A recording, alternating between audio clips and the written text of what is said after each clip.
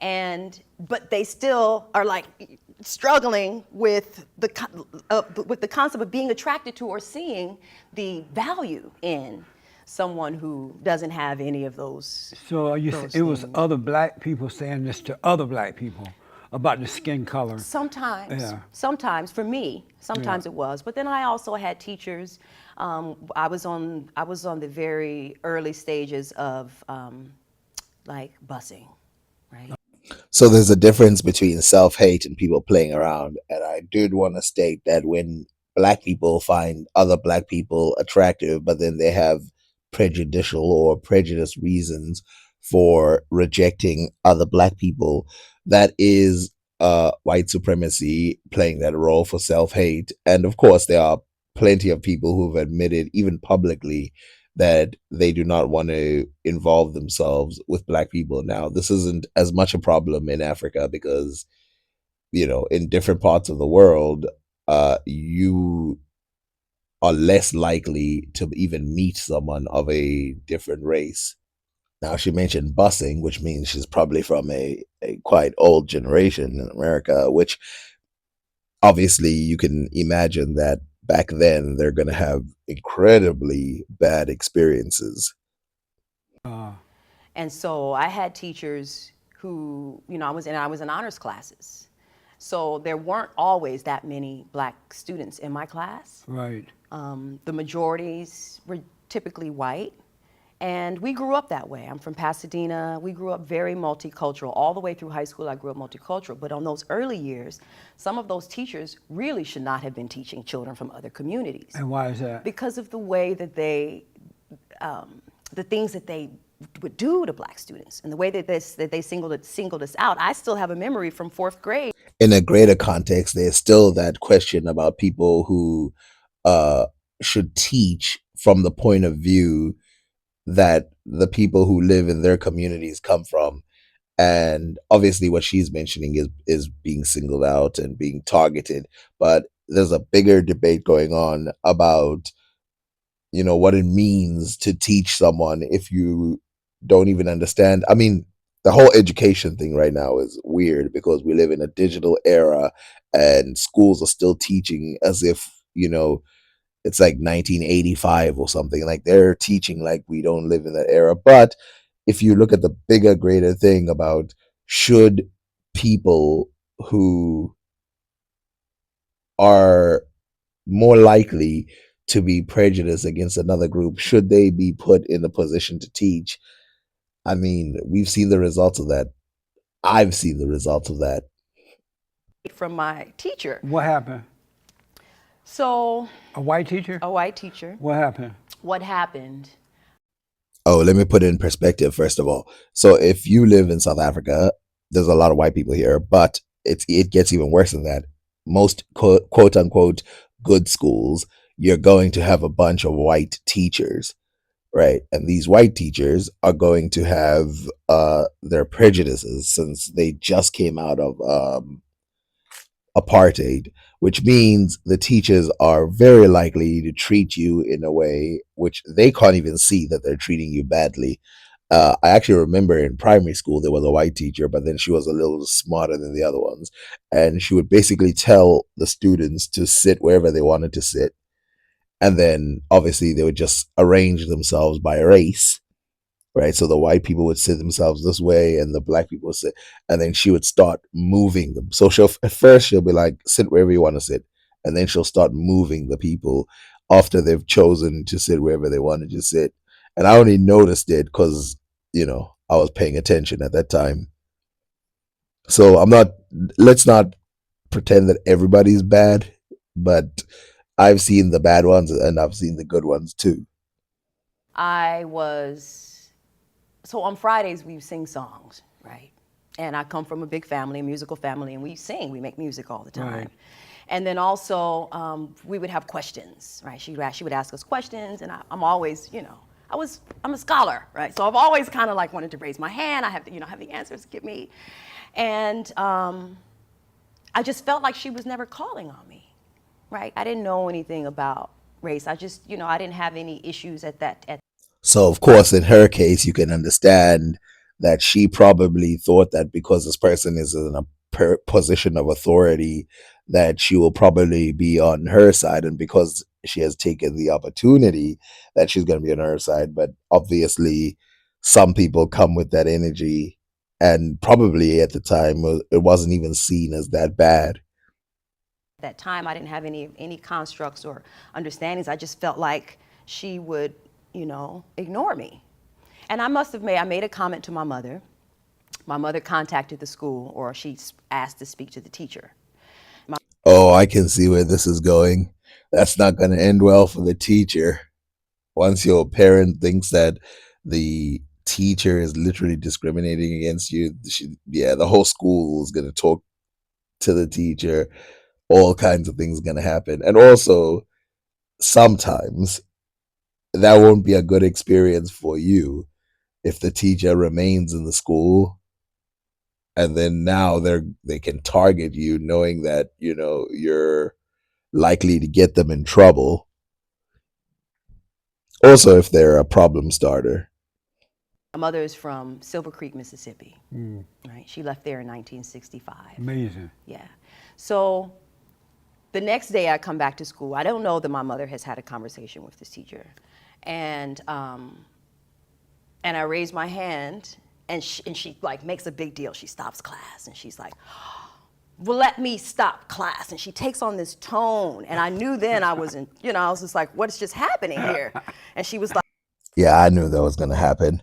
That was definitely where the story was headed, and you can imagine what that must have seemed like for her when she was younger. Like, oh, now I'm a problem starter. I mean, if you consider yourself a scholarly type person, and now because you're being portrayed this way and the teacher's freaking out, you're probably being looked at as a problem starter. And it is a small story necessarily if you, well, not necessarily, but it is a small story if you put it into the greater scheme of things. But if you really think about it, like the fact that these people can have this much hate for children, like I said, I can kind of understand, having discrimination for grown-ups, and maybe you have experiences, but what experience could you possibly have with little kids as a grown-up that would make you dislike them? let me call on Stacy, because Stacy went home. This is a fourth grade class, and told her teacher, her mother, that I was prejudiced. I didn't even know this word, right? You see how she started doing an accent as soon as she uh started going back to this. She remembers that day like it was yesterday. And yeah, it is kind of crazy not to know the word prejudice in fourth grade, but that is very, very crazy that happened. I'd be so embarrassed. And so therefore, and I don't remember the rest of it, because at that moment I'm horrified, Right. and I don't understand any of that. And so for an adult, a teacher who was put in a position of authority and responsibility. I'll be honest, she was lucky that if that's the worst experience she had, because first of all, that's not the worst experience I've had with race, but let's just go with hers. She was lucky that that's the worst experience she had, because exactly what she is explaining right now is what I'm talking about. Grown-ups put in a position of power. Can you imagine if someone was bullying her in school or doing some other crazy thing to her, and the teacher saw it and she thought, I don't care about that little girl because she's black or whatever. Like, things could go real bad. And she could start going down the wrong track, and then she'll be another statistic. They love those. And then when you come back as a statistic, they give you issues. I mean, I hate to use this example because I feel like in America, the people like using celebrities in the example. But if you remember what Chris Rock was talking about, how he went to a white school and they used to let the white kids sort of bully the black kid to the point where he even dropped out of school and stuff. So you can imagine, the numbers of people that were trying their best to fit in, and then it just couldn't happen. I mean, but that information is probably one that it would be better asking people, my audience, like, do you guys still have that type of experience? I know you guys live in America, so you probably have a majority white schools. So do you guys still have that problem? We have a minority white, and we still have those problems. To her students, to single me out in a very negative way. She wasn't interested in what I knew in that moment. Right. She was interested in humiliating me. And Probably in any other school, she would have been a teacher's pet if you really think about it, like answering all the questions, being trying to get involved and all of that. She would have probably been like higher. But now I can imagine her personality is changing. she did that, right? Yeah. But I remembered it, and it has served as a nice teaching point for me to this day. Did your mother tell her that you said that? That you were prejudiced? I went home. Well, the answer is obviously yes. I mean, who else could have done it?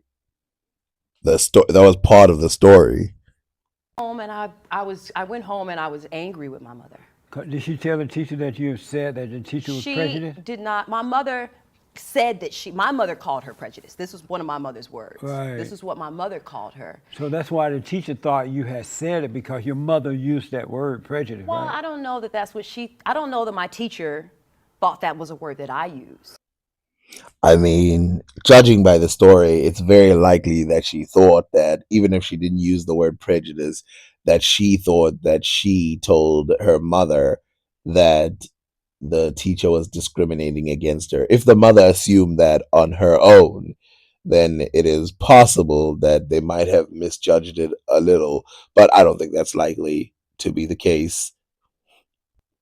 Although I am kind of happy that the mother did get involved. A lot of parents have their children go and tell them all kinds of stuff, and the parent doesn't get involved. Now, getting involved doesn't mean embarrassing your child, but But if the mother went to the school or called the teacher and said, my daughter said that you are prejudiced toward her, that's what the teacher's going to think that you said to the mother. Maybe. Did you yell at your mother for saying that? I did. Yeah. I didn't yell at her. You I was in should've. the 4th grade. Oh. So I have respect for my mother. should- damn, this was supposed to be a side story, and now I'm curious what's going to happen by the end of it. Raise your hand. But and say, I did go "Mommy, home." You need to sit down. And I asked her. No, I wouldn't say that because I think parents have to advocate for But their children. she misrepresented you though and caused the other thing to happen. I mean, she was a child, so it doesn't matter what she caused or anything like that. But I will say this is where it gets a little bit tricky. If this teacher legitimately had a problem and she thought that she was being misrepresented, why didn't she like talk to the child? Why didn't they address it all together, like the child, the parent, the teachers, whatever? If she thought that she was being misrepresented, it means that she probably knew she was guilty, and now she's like probably sitting there in the morning, seeing her come in, going, "Yeah, I got something for her. I can't wait for her to raise her hand today. She's gonna get it." You know what? That actually reminds me of a story that happened in my school where there was a kid who sat behind me who complained to the teacher that the teacher kept constantly picking on him, and that this kid during parents' evening, that's what they call it. I don't know what they call it in other places, where the parents came in. The parent addressed this and said that information, and then the teacher came and told everybody that little piece of information. And even though that person was talkative that day, they were silent. And so, these things can be real awkward sometimes. She did confront an issue. Yeah. And this is part of what it means. I'm not mad at my mother today for confronting that teacher.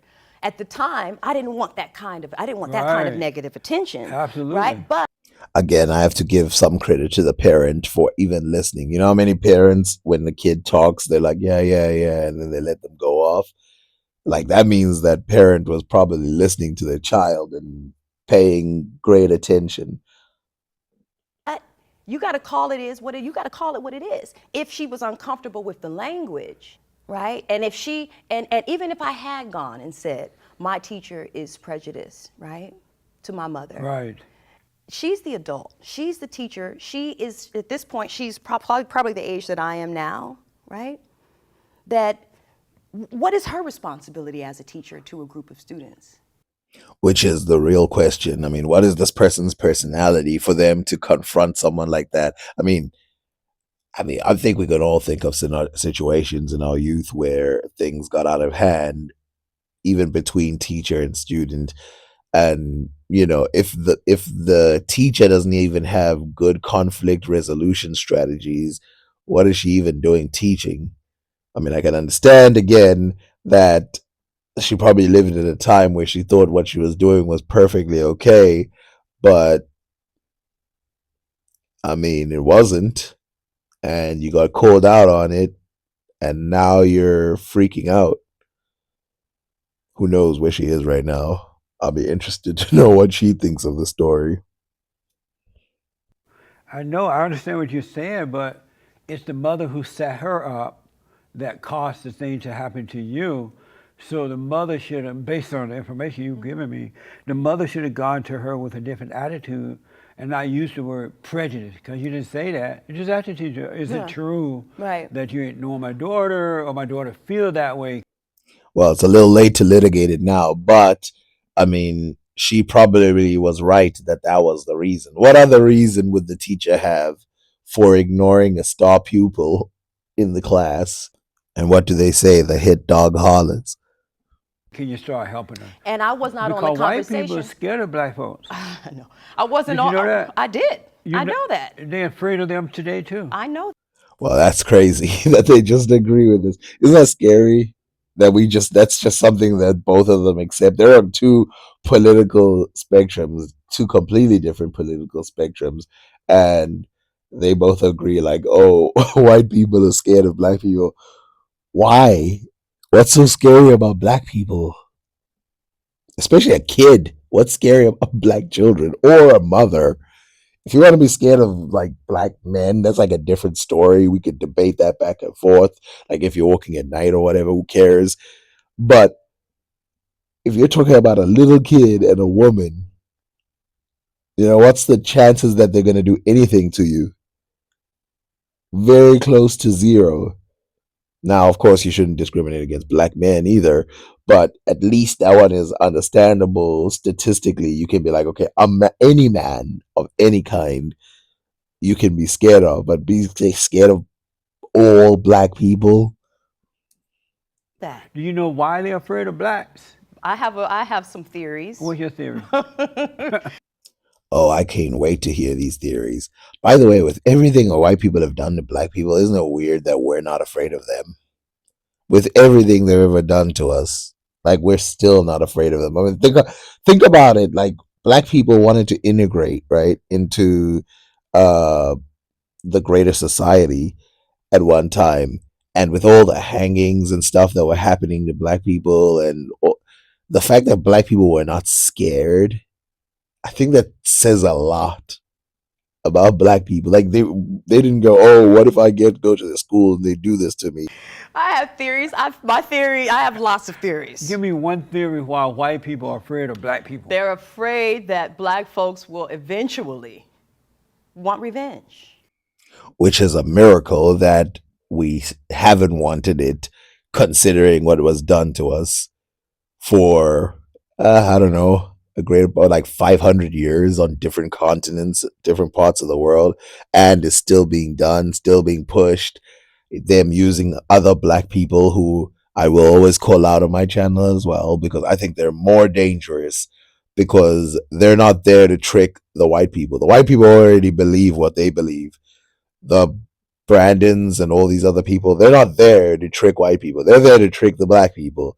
They're there for a black person to go, well, I mean, if he, luckily most black people reject it. I mean, I recently watched Candace Owens on the Breakfast Club, and I could see that they were turning on their opinions of her, and I got to react to that video. That video is crazy. How they just let her get away with all the stuff that she said in the past. Not a one question about all the stuff that she's said about black people, about the fact that when George Floyd died, she was the first black person to come out and say all kinds of crazy things about a dead person.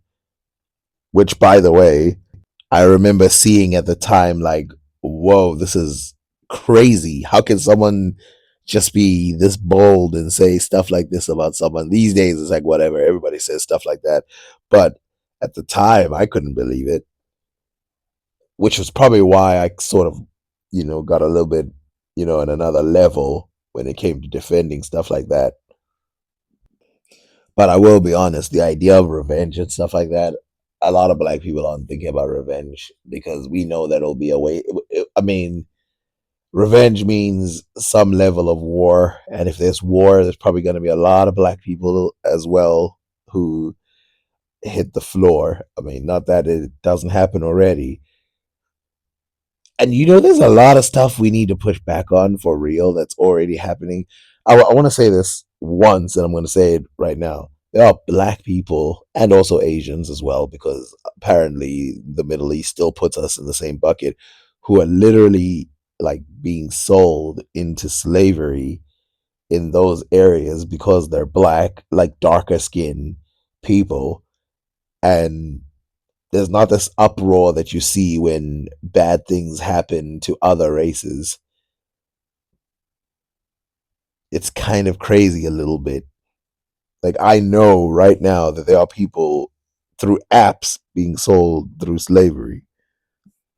No, they're afraid that black folks are getting revenge right now. Well, so we're not so far Yeah. off base. And what do black people want revenge for? No, people right now are not trying to get revenge. They're trying to get justice. That's a very different thing. Revenge is, I'm going to do what you did to me. That's revenge. Or I'm going to do worse than what you did to me. Right now, people are going for justice and they're not even coming close to getting it. I don't think that black people want revenge, but I think that white folks are afraid that black people do. If we did, we would have had it, I think. Revenge, like vengeance. Which, again, you have to think about how moral we have been worldwide to not seek revenge. I don't think there's another group on earth that could go through anything like that for different generations, different parts of the world, and not think about revenge or talk about it for a long, long time. I mean, even the people who consider themselves black Republicans, they don't realize that they're on another time mentally for them to actually think, oh, we should move on with this thing. It still talks to the fact that black people are more open to forgiveness than a lot of people. A lot of people, things are happening to them right now, and they will never forgive nobody. They still talk about some of the stuff that allegedly happened to them in ancient Egypt. Then we would have gone that route already. We've had radical movements. We've had a lot of, armed resistance. That's kind of, I won't say a lot, but we've had those moments of like war. War, that kind of like physical war is not gonna. It's not the answer. That's not the answer. As Marvin Gaye would say, war is not the answer. Well, in the words of Ashoka, the Indian king that once ruled at one time, who became a Buddhist, he said, after waging war hundreds of times, and when a Buddhist man asked him, okay, now you've killed millions of people, now do me a favor to prove how strong you are, bring one of them back to life. And then that's when he realized how much easier it is to cause destruction than to fix things, which is why he dedicated the rest of his life to trying to fix things, and even started putting in laws against harming animals and stuff like that. And his quote was, nobody wins in war because all sides will lose something.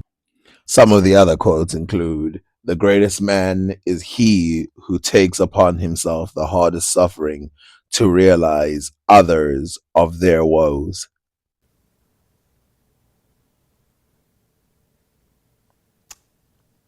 Right.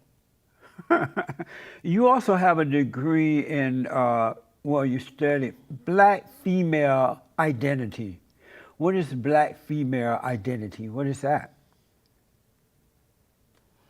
It is whatever the individual claims it to be. Well, that seems like individuality.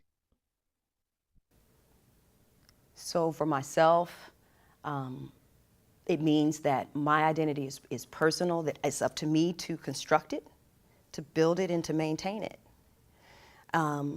I do look at all of the factors, historical factors that kind of go into if there is a such thing as a cellular memory, if there is such a thing as a post-traumatic slave syndrome, as articulated by Dr. Joy DeGruy.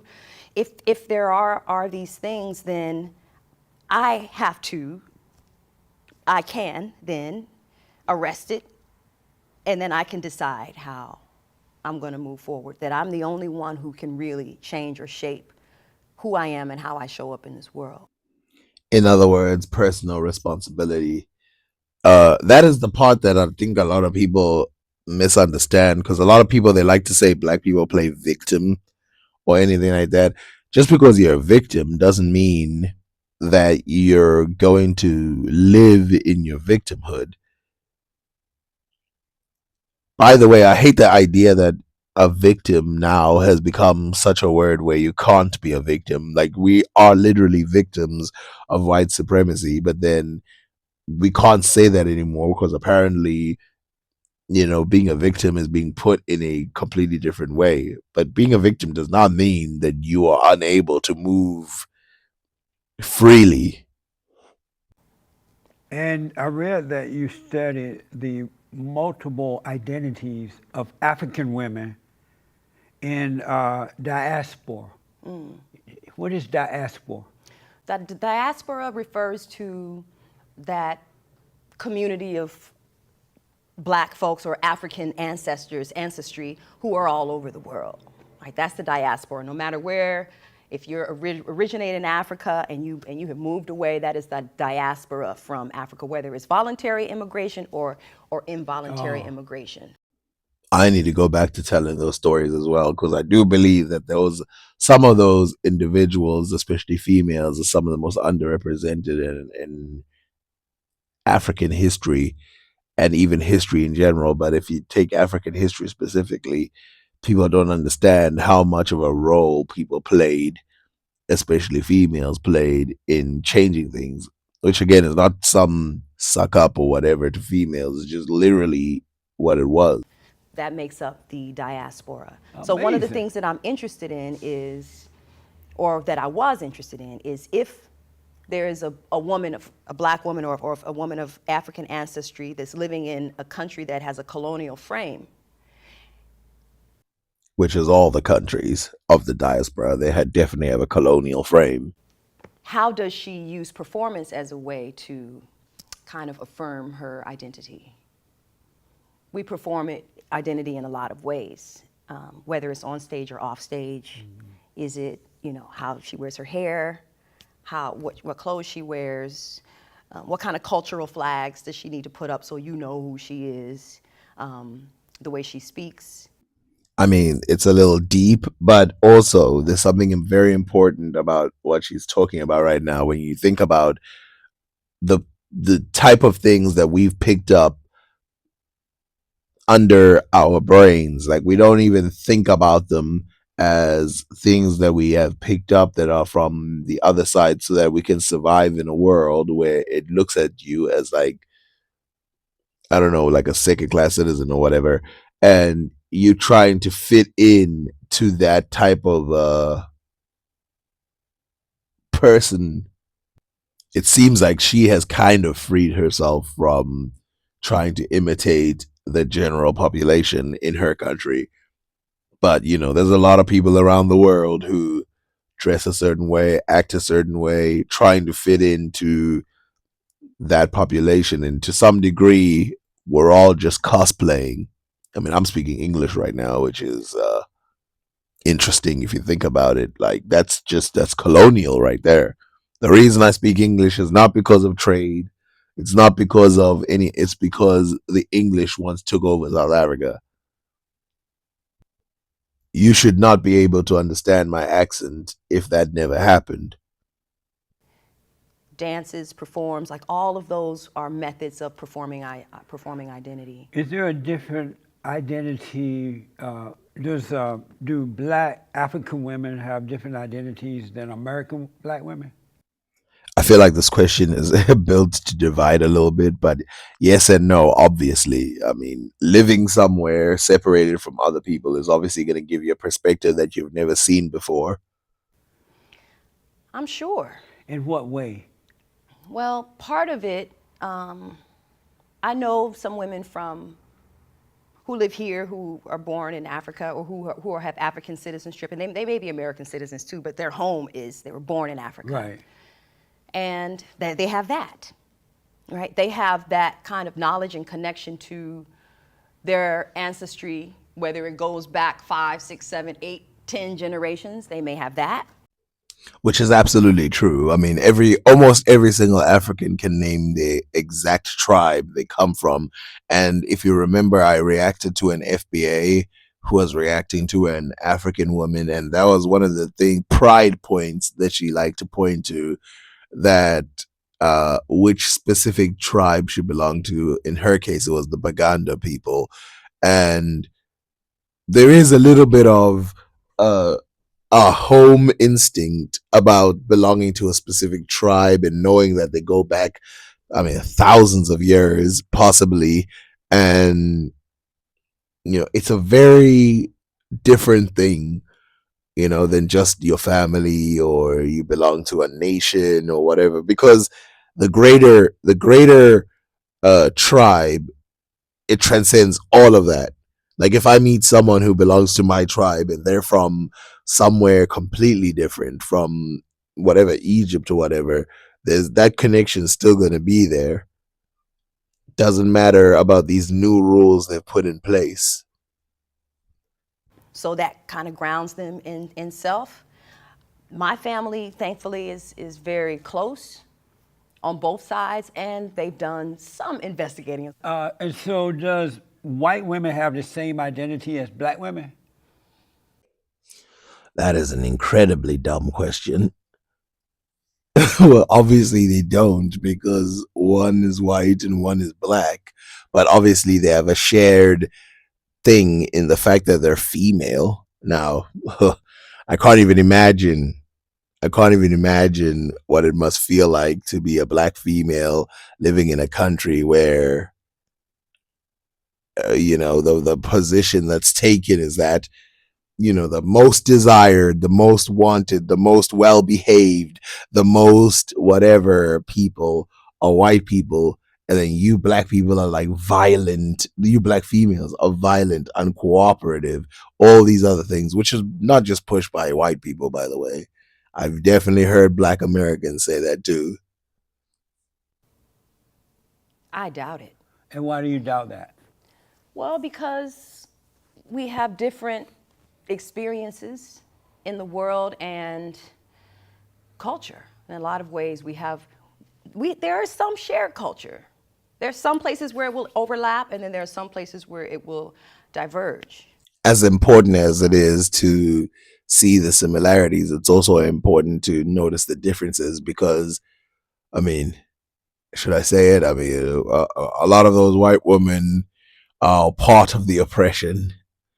They're not like separate from the oppression. They're part of it. They've been doing it for years. They've also been participating in targeting the specific race, which is why, I mean, let's just say it, which is why a lot of black women find themselves in a situation where they have to be like alone, taking care of a kid and all these other things, because of the targeting of the black man, which it harms the black man first and foremost, but then it harms the female, then it harms the children, then the cycle repeats. I don't want to speak too much of another country, but let's take South Africa, for example. When you see racism over here, especially done by the very married people who are white, the wife is standing right there, sometimes controlling the situation.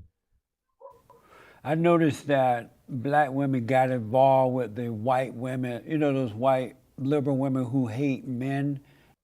I knew that was going to go to feminism because, of course, that's the one thing it sort of joins females is feminism. But let's be honest, feminism has now gotten a bad reputation. Now, a lot of people don't understand that feminism is like a multi thing. They've never agreed completely. I mean, if you look at Germaine Greer and you compare her to, some of those other like super Republican styled feminists, even back in the day, the ones who believe in family and stuff like that, like super family, and then you have ones who are like super liberal and stuff like that. People pretend that all feminists are liberal, but it's definitely not true. Now, I'm not gonna say, but I think that some women, I mean, I've heard a lot of them don't identify as feminists anymore because of the bad reputation around it. And of course, I cannot blame them because I've said it with the word Afrocentric as well. It's like once something gets a bad reputation, it's very hard to go back. And it's the same with feminism. I think feminism has got one of the, dirtiest names out there, if you really think about it. The women's movement, feminist kind of junk. Black women. I agree. I don't Black women. identify as a feminist. Yeah, good for you. That's why though. Yeah. By the way, the number of times that she talks about females, I think most people would probably categorize her as a feminist. But, that again, that speaks to the name that she doesn't want to identify herself with that. Imagine that. She doesn't want to identify herself with feminism, right? Something that's supposed to uplift a woman or whatever. But she talks about females a lot. I mean, we've covered this whole time. She does. So that tells you what can happen to a name, especially if they let in too many people who are bad. Because I remember feminism having some very bad points, especially the neo one, the one that's in the last 10 years. Black women got involved with that, and now the black women are hating the men and the unborn children and everything like the white woman. Should black women have gotten involved with that movement? Well, Before she answers this question, I just realized a contradiction.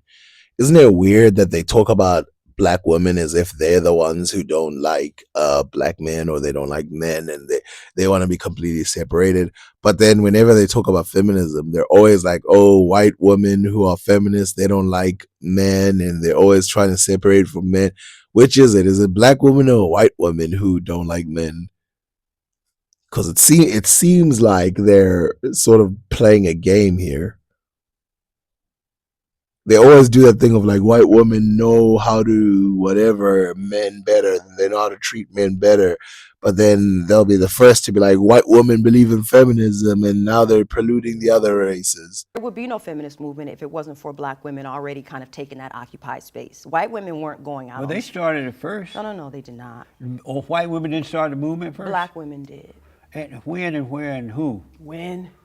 way back in history, going back to Susan Kate Anthony and Well, of course, Jesse doesn't know anything about the feminists from the 1800s and even the late 1700s because it doesn't play well to the narrative that people in the far past, like women in the far past, were satisfied with the life they were given. I mean, this is what people are trying to say now, that women in the past were completely happy with the life they live. And for her to know that black women played a huge role in the beginning of feminism, and then now she has to separate herself because there is such a negative thing going on. I mean, that tells you again, and that's the thing. It's like it sucks that you have to separate yourself from something once it's being polluted, but that's what happens. Doesn't matter who started it. Sojourner Truth, Maria Stewart, 1831, Maria Stewart was addressing mixed audiences of men, women, black, white. She was out there when no one was out there. Who was this? Her name is Maria Stewart. So she's a scholar. So black women start hating men before white women did? This guy here is a joker. That is so crazy that he said that. How do you even answer that type of question? Like, how could you even approach like answering that type of question? Oh, I don't think there's any hate. There was no hate there with Maria Stewart. Oh, so So who so the started hate, hating men first, the the black women or the white women? who hates men? Who hates men? The white women definitely hate them, You think and a so? lot of black women hate men now. Who started that movement? So I want everybody to understand these contradictions that are being thrown right now, which is there's always the black people used to believe in family, but now they don't believe in family. And the people who have families are white people.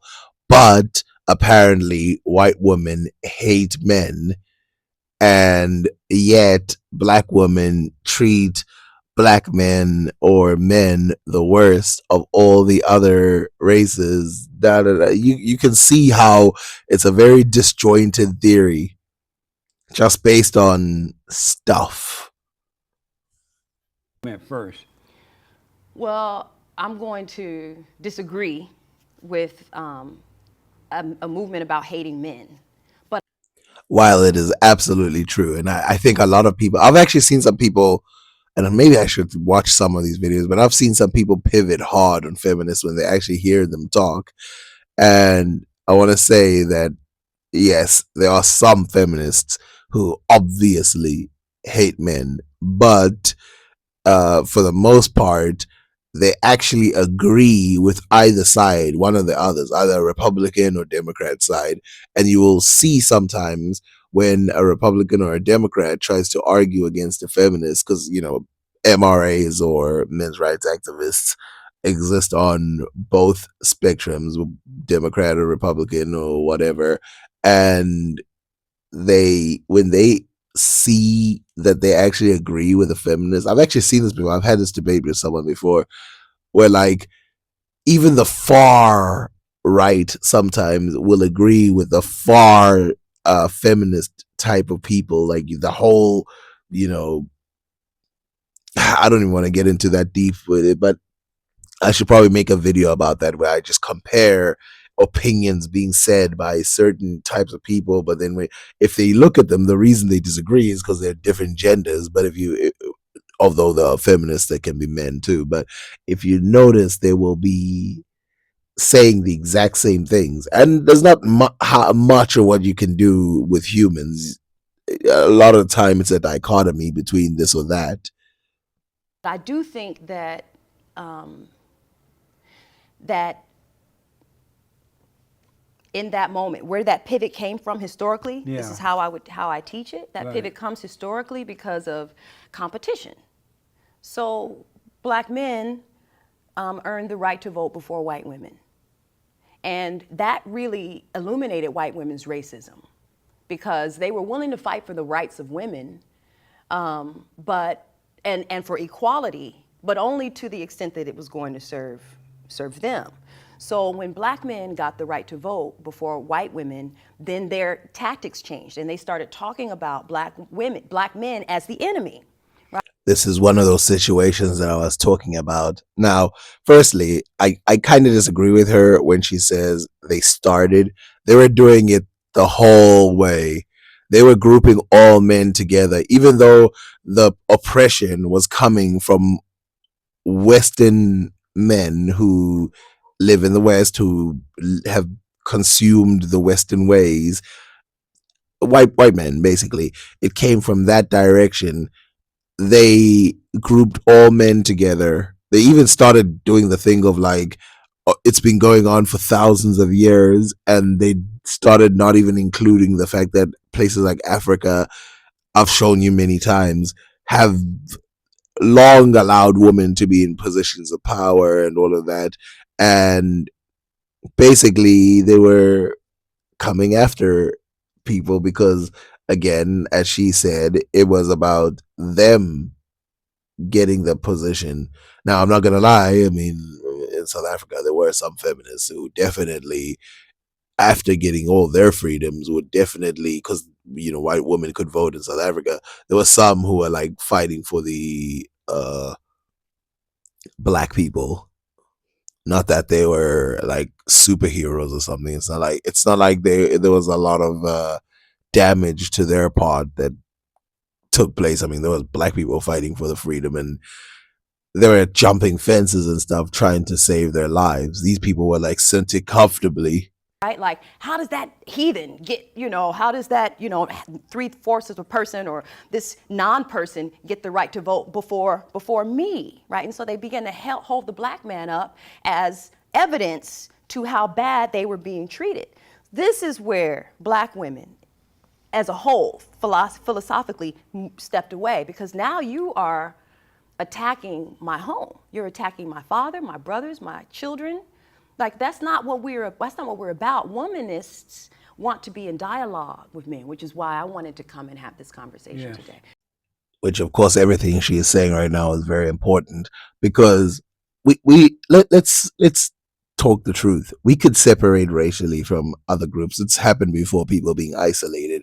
You could have people separate racially and all of that, but you can't escape the male female thing. Without females, you don't have a society. Without males, you don't have a society. That is inescapable so that needs to be a conversation that happens. And of course, it needs to be a mature conversation, not these things that be happening online where like, no, how come men do this? And how come, like, no, a real conversation with real people where obviously sometimes you have to put children ahead of, the needs of individuals. And then those who can't do that just don't have children. I'm nothing. I have a beautiful, powerful husband and sons and brothers and uncles. Is he the head of you? Is he the head of me? Yeah. How can someone be your head if you have a head of your own? That doesn't even make any sense. But I know why he butting in. He can't allow her to talk like, oh, I've got a husband, I've got all of that. The narrative is that black people, they just have children and all of that. Now she's like, I've got a husband, I've got children. He's like, okay, so let's see if you live up to the full, his version of Christian standards. Because I've seen Christians come on his show and then he asks them this very same question: are you the head? And, the wife looking at the husband like, yo, are you going to tell this man that you're my head? Your husband? Yes. I submit to him being the head of me. So you it's a obey struggle sometimes.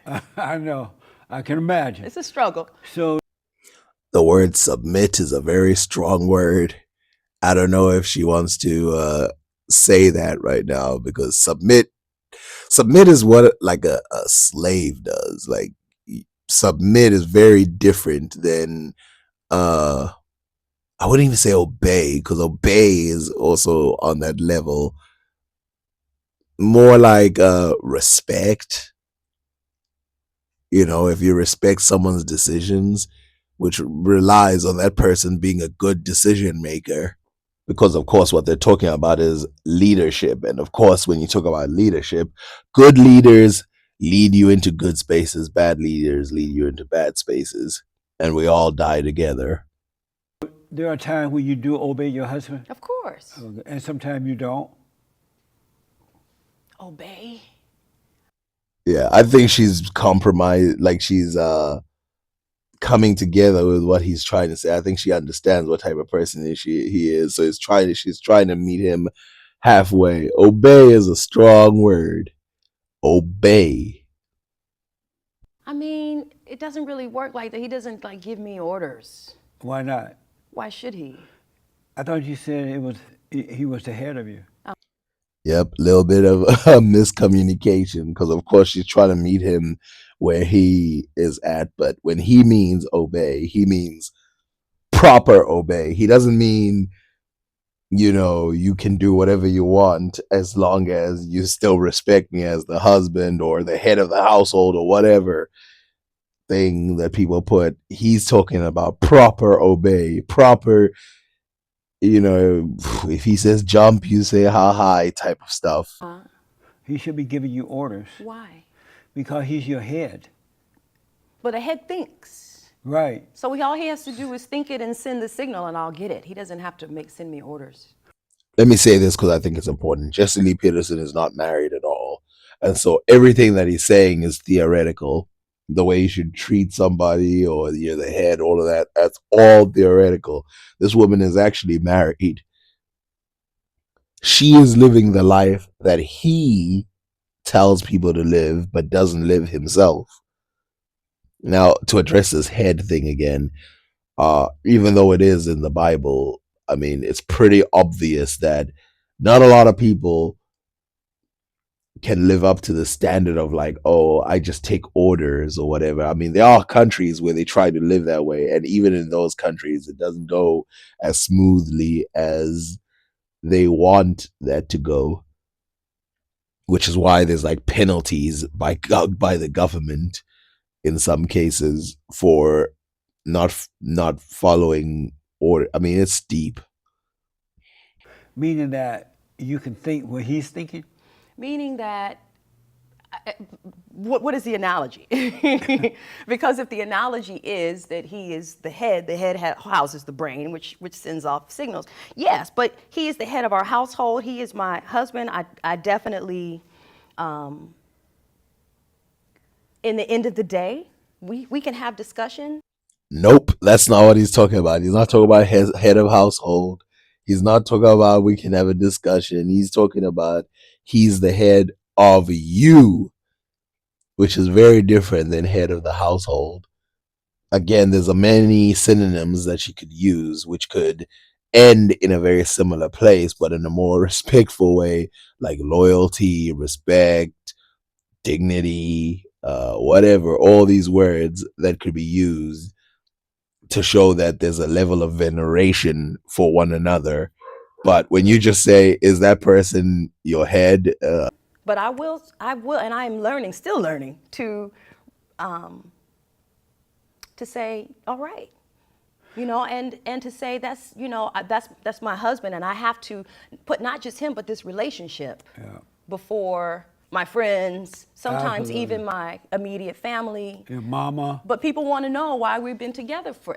Which is something I agree with. Obviously, I mean, if you're gonna live with this person potentially forever, you probably should put them above your friends and even your where you came from, because of course where you came from is your past. We're talking about your future and your new family, which will also leave you, and when they do, they're going to put the other people in charge. That's just how the human race works. So yes, that part is real, but I feel like that's not what Jesse Lee Peterson is talking about. Ever. Well, We've been your together mama- for 21 years. Oh, amazing. And I'm not that old. We've been married a long time, and it has been a push and pull. But he also listens, my husband. Of course he does. That's called real life. Because away from the gossip side, away from theories, away from, talking with the boys or the girls or anybody, at the end of the day, when you have two people, it doesn't matter what situation it is, except for like proper like servitude, proper like down there. There's always going to be a give and take in order for it to work. When your mama try to get involved with you and your husband, do you tell her how the cow ate the cabbage? What does that mean? Like, back off, mama, this ain't your business. Well, if you notice what she's done, she's expertly changed the subject. And I think she did that on purpose, but I don't know if she did or not. And I think that's very clever of her, because usually Jesse, when he asks this question of like, is he the head or something, you saw him ask it more than once. He usually stays on it to try and make it as awkward as possible. But she gave him something else with the whole putting her husband above her own family. She gave him raw meat, and now he's like coming at it. So, I mean, I'll give her that. She definitely gave him what he wanted. She's expert at a conversation. Right on. My mother, but this is the thing. My mother has been married twice. Oh, my God. She loves love. She likes to be in relationships. She would Evidently. marry again if she could. Does she have like 20 kids, you said? No, my mother has 3 children. Oh. She Oh, I has thought you- 16 siblings. Oh, yeah, okay. So let me ask, That's definitely a generational thing. 16 siblings is crazy. You said you wish you and your father were closer. You could be closer. Does could he be. know you want to be closer to him? Yes, we've talked about it. And what's preventing that from happening? Nothing is preventing it. It's just This is almost getting to the level of like true therapy. This guy is literally pulling out skeletons at this point. you know, in fact, well, my parents divorced when I was young. Right. And so I remember him. I don't remember him living with us, but I remember when he left. Amazing. I was around 6, but he was in Inglewood. I was in Pasadena. So it was a classic kind of, story of every other weekends in Inglewood, or well, no matter what it is that I'm involved in. I ran track for many years. My father was always there. No matter what I did, he was there, but he wasn't in the home. That's one of the reasons why I like reacting to Jesse Lee Peterson. He's got this weird thing where a lot of these other people who are on the other side, right? They like talk about black people and stuff. They've got very big listening problems and they don't like to engage. But one of the things that I find interesting about this guy is how he looks genuinely interested sometimes in people's lives and has more to say about their lives than he does just a general thing. But you can see that he also has a narrative, and it's very weird. And I've seen very prominent people who are part of the, let's call it the black movement or the African diaspora movement, come on this show, and I think a lot of them see the same thing that I see, where they're like, this guy is not the typical person. Right. And I that's understand a that. big difference. It is. I didn't Absolutely. realize that difference until later. Right. But I also think that it set up a dynamic to where I'm accustomed to that distance. And and it was like the way I was raised, and kind of being split between these two spaces, back and forth between my Yeah, mother and not my father. good. And it's not. It's very interesting though, because statistically, a lot of people who are children of divorce will end up divorced themselves. So for her to have actually stayed in a marriage for over 20 years, it's kind of crazy. She really has taken this thing about personal identity to the next level, carving her own route. It's not good. Yeah. And so I'm aware of that, and we keep trying to to close it. Yeah. Spend more time together, to check in. He's not absent, but he's not in like my mother is in. Well, just forgive him for not being there, and forgive your mother for running him off.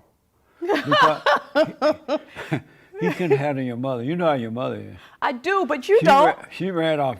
Well, ignoring the way he put it, but clearly there's a conflict between the parents if the parents are both taking care of their child, like, well, that obviously the problem, it has nothing to do with the child necessarily. It has something to do with the two parents. 2 men already. Okay. So you know how she is. So Now you do love. Forgive your mother for running him off, and forgive your father for not being able to deal with your mother and leaving you there. I forgive. Everything would change. I forgive my mother for.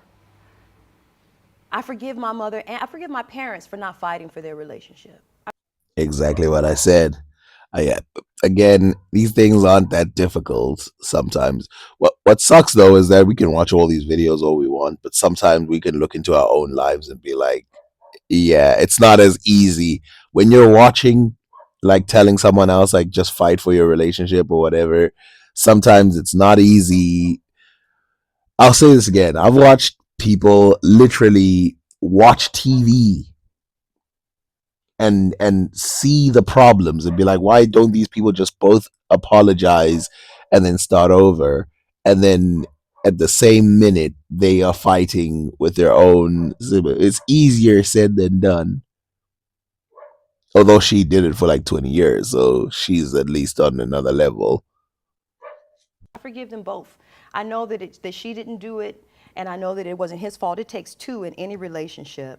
My father and mother, we've had countless conversations. When I got to my 20s, we had to go there. I had to rehash all of it. I needed That's to right. know. That's right. But the forgiveness and the love, like I love my father. By the way, I'm gonna again compliment this guy. Where else can you get an interview like this? Some Oprah level interview to get this level of conversation from Stacey.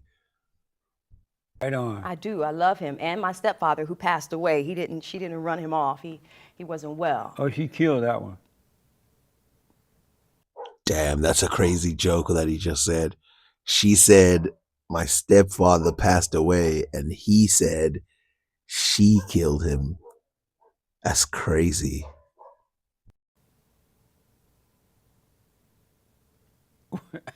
No, the United States government killed him. You know how men die first? The in United States government relationships? killed him How? because he was in Vietnam and he got Agent Orange. Oh, okay. Phew. Yes. Well, that deads his narrative. He was about to make some crazy narrative. I want to know, how did getting a degree change the way you see white people? Well, considering that what she was learning was more about black people, I don't think it really changed the way she saw white people. Although it might have made her realize, illuminate some stuff about why they do some of the stuff they do. No. Did it? Was Right. that the question? No. Yes, it did not. No. You love white You know people? what? I take that back. Yeah, I did not expect her to change her mind after saying that. I was just like, oh, I guess I'm wrong about her seeing some of the errors by revealing it. But let's see what she says. I'm guessing that it's going to be something close to it reveals why they do some of the things that they do. I think through education, it has led me to understand how powerful coalition building across races can be. How every single movement throughout history for black folks looking for our own kind of liberation, white folks have been in that struggle with us. Always. Yes, they have. Always. Yep. Always. And A minority of white people, but yes, they have been. And of course, not fighting from the same vantage point, because of course, they can change their mind and continue to be safe. While as a black person, you're in a position where there's no switching sides. There's no, oh, I'm not black anymore. That's the difference. so it's not about, for me, white people, I do not hate You love anyone. White people? You love white people? Of course I love white people. And why I love the people who think they're white. Let me put it like that. Yeah, this is going to go into discussion about whether they're actually white, because white is the color that you see in paint. But, we all know what we mean by white people. But what she said was actually important before, which is, again, throughout all the experiences black people have gone through, at the end of the day, there's not that much hate. I mean, some people do. I'm not gonna lie, but there's not that much hate for it. It's, again, that hate is what you get when you want to go to war with somebody. But if you want justice, there's no hate. What do you mean by that? Because there's no such thing. They're not white. That's what? White. Flesh tones haven't made it into the Crayola box, not truly. So I don't know what I would call it, but it's still a concept. It's a concept that says that they're white. They're not white. Look at these chairs. Look at the, Call them whatever, it's still the same problem. Eurasian, Caucasian, white, European, pick whatever word you want to use. It seems like it doesn't help by removing the word white only. whiteness, white clothes. Is white on your shirt? That's white. So what color would you call white people? I just don't call them a color if I have to call them anything. But how would you identify them? If I identify them as those who believe they are white. as those who believe they're And I white. steal that from Ta-Nehisi Coates. He wrote that in his writing letter to my son. I'm personally not that interested in this type of label, because I can understand that it's used so ubiquitously within. I mean, think about it. There are people who are pale skin as well, like people who live in Japan and stuff who call them white people. So there's no point in trying to change it now. It's a little too late. So they're really not white. So if they're not white, what color are they?